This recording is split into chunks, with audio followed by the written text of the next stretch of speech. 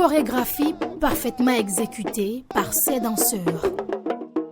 Mais avant de nous laisser emporter par les rythmes et les pas de danse, un élément attire d'abord le regard, le masque qu'il porte sur la tête. Son nom, Adeoba. Derrière cette création, un homme, Wilfried Hunje. Le masque Adeoba, c'est un masque qui veut dire chapeau de roi, que nous avons personnellement conçu, créé pour rendre hommage à la communauté Nago-Yoruba de Ouidah. Cette communauté a beaucoup apporté dans la vitalité culturelle, artistique et touristique de Ouidah.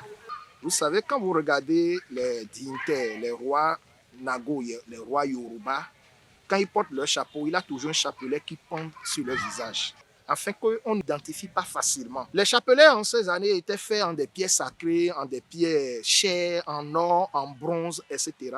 Un peu pour montrer aussi la richesse de la communauté Nago-Yoruba.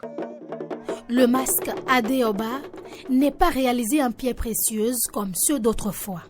Il est confectionné à partir de bambou, de tissu et de perles. Un choix assumé car il s'agit d'un masque profane et non d'un masque sacré.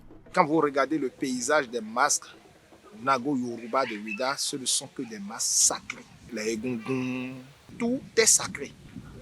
Et dans la vie, tout ne peut pas être sacré. Il faut qu'il y ait des masques profanes qui rendent compte des traditions Nago-Yoruba, qui soient capables de voyager, qui soient capables de raconter l'histoire de cette communauté sur des terres étrangères sans profaner quoi que ce soit. Un masque ne se résume pas à l'objet lui-même. Il s'inscrit dans un ensemble où chaque détail a son importance.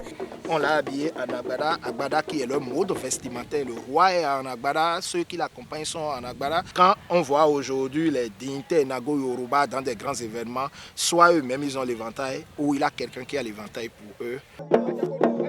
À travers la fabrication de ces masques, Wilfried Hunje prépare aussi la relève.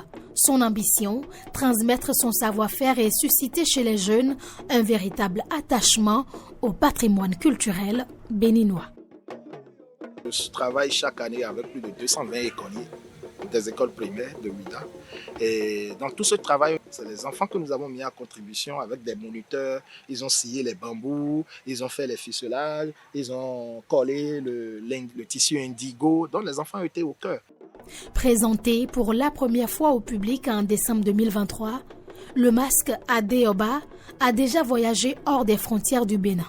Depuis, il figure aussi parmi les principales attractions du Festival des masques de Porto Novo, un rendez-vous annuel dédié à la célébration de la richesse, de la diversité et de la culture béninoise.